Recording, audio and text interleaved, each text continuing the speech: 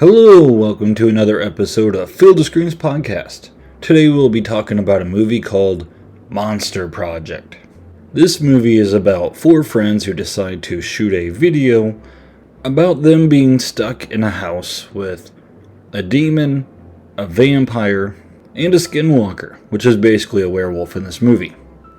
This movie is a found footage movie, which I do really enjoy watching, so I was like, gotta give it a try, you know? All three of those in one house, I mean, what's the worst that can happen? So this movie starts with two guys, one named Devin. He kind of has his hairline reminds me of Tom Brady. Throughout this entire movie, I basically just referred to him as Tom Brady. So if I say Brady or Tom Brady, I'm referring to Devin. He's kind of the leader of this little show. He has a friend named Jamal, which Jamal's always behind the camera. Jamal is supposed to be the likable character. He's always kind of making wisecracks or jokes. You know, something weird happens, he's kind of the dude who goes like, "Oh man," like almost like the Shaggy in the group if this were Scooby-Doo. Both of them are making videos about filming different haunts, trying to get more views, and finally Devin, he's like, "Listen, we got to do we got to do a big event here. We got to get actual hauntings, actual monsters on footage so that people will actually watch." And so he comes up with this big plan. He finds a girl who is supposedly possessed by a demon. He finds a girl who claims to be a vampire. And then he finds a guy who claims to be a skinwalker who can transform into a gigantic wolf. Both of these people, they decide to bring in two other people. There is Brian, who has had a drug problem. They want to bring him in. But then they kind of find out, I believe there's a little awkward situation going on throughout the plot of the beginning of this film, which actually kind of made it interesting. This girl named Muriel, she used to date Devin. They had a past, and I believe she now started to be, she was with Brian now. But regardless, Devin's like, "Oh, I still want both of you in the project." And Muriel, like, really wanted nothing to do with it.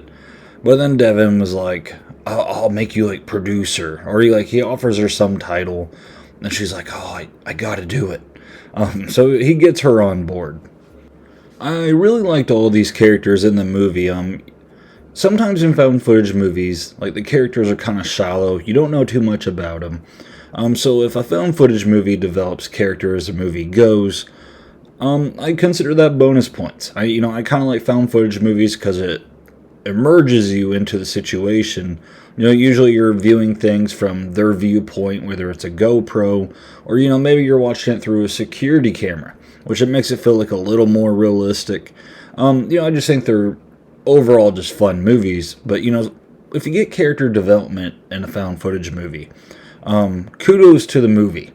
So I do give it points for that. I mean, we got Devin, who's like hell-bent on just capturing some wild footage and to be very successful. We have Muriel, who's kind of like in this awkward love triangle type situation that she doesn't really want to be in, but she's in anyways.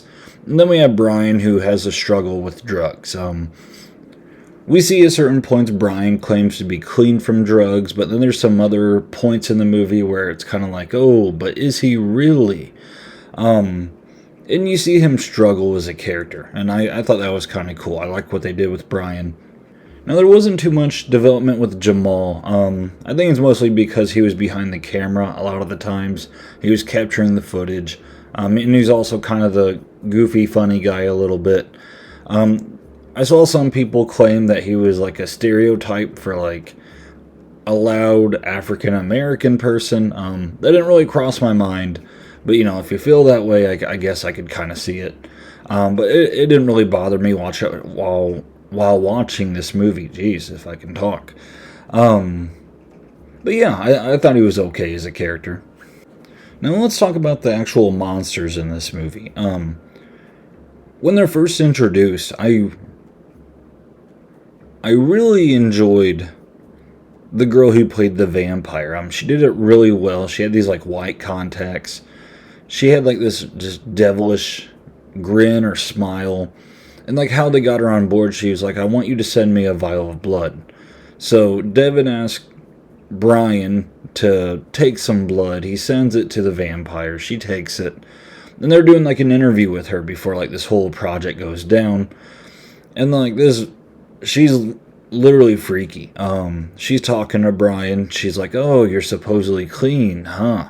And she starts calling him out, saying like his blood had a bunch of drugs in it and how much she enjoyed all the different stuff in his blood. And he was like, "I don't know what she's talking about." And it was actually a pretty good scene. I didn't see it coming. I was like, "Oh, that's kind of a cool tie-in they did with vampires and drugs." But yeah, it was kind of a tense atmosphere during her interview. And even the girl with who's possessed by a demon, like she was kind of freaky in her own way.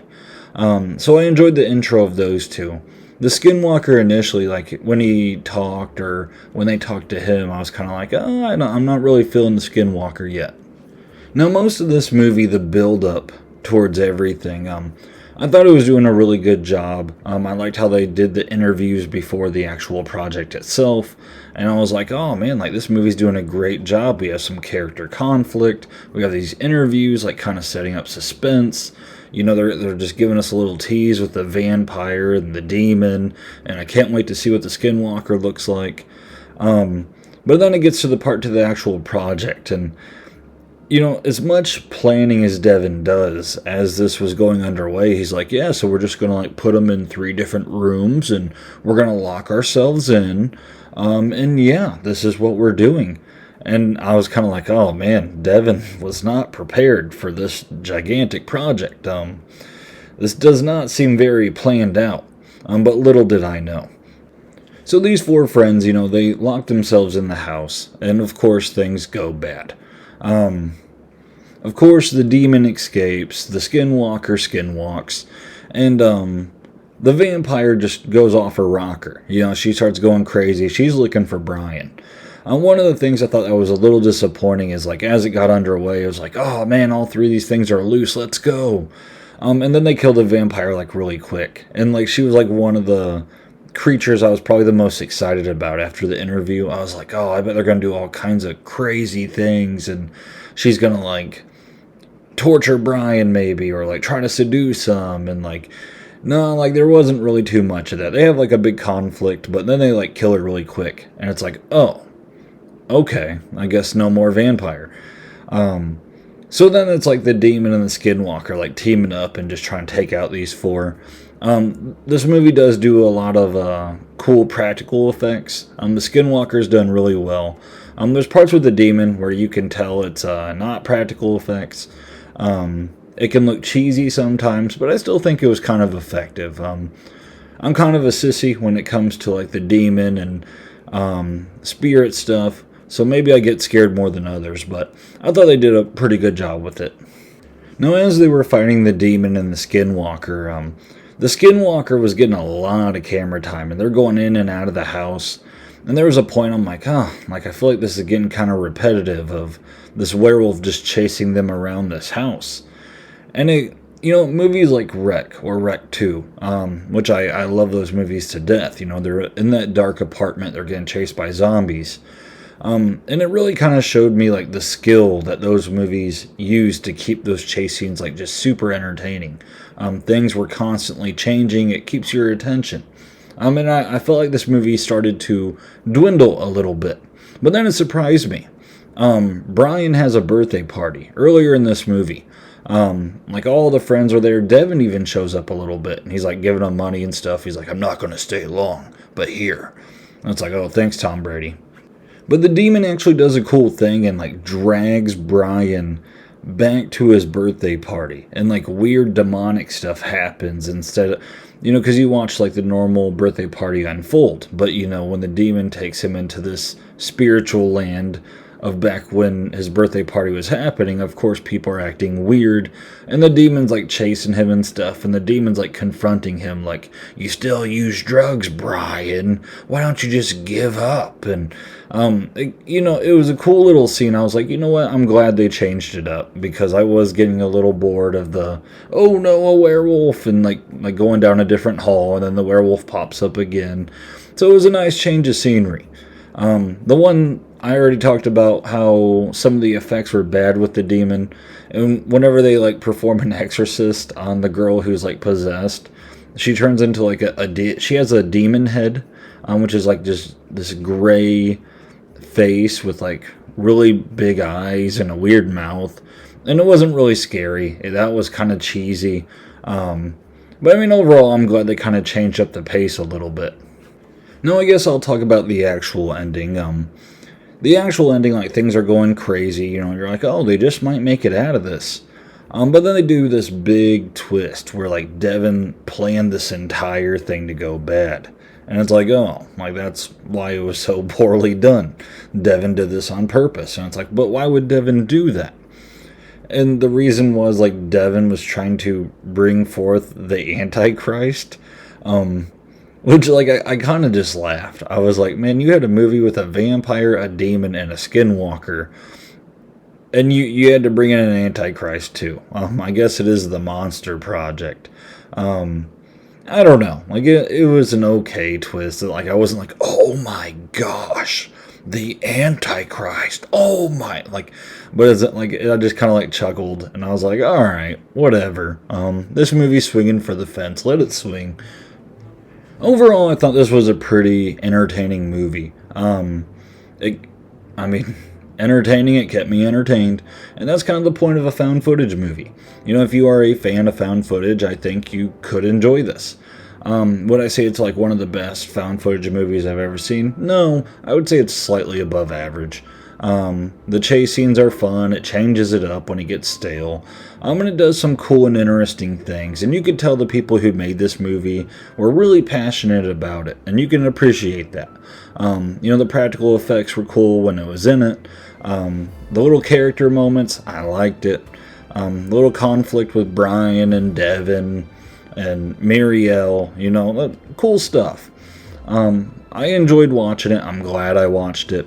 And if you are if you are a fan of found footage, you should definitely check this movie out. If you don't like found footage movies, you might think this is a bad movie, just being honest. But I don't know, maybe if you're a fan of monster movies, maybe this might be up your alley, even if you don't care for found footage movies. So yeah, if you haven't seen it, check it out, even though I just spoiled it. I hope you didn't listen this far. I'll put spoiler tags. Yeah. But yeah, if you're still listening, I appreciate you listening to this little review. It's not as long as my usual ones, but it's a pretty simple movie. So again, thank you for listening. Give this video a like. It gets it out to other people. If you enjoyed listening, subscribe so you can hear the next one. I'm covering the Nightmare on Elm Street movies. That's pretty fun. So if you want to hear those, subscribe so you know when the next ones come out. Again, thank you for listening, and until next time, guys.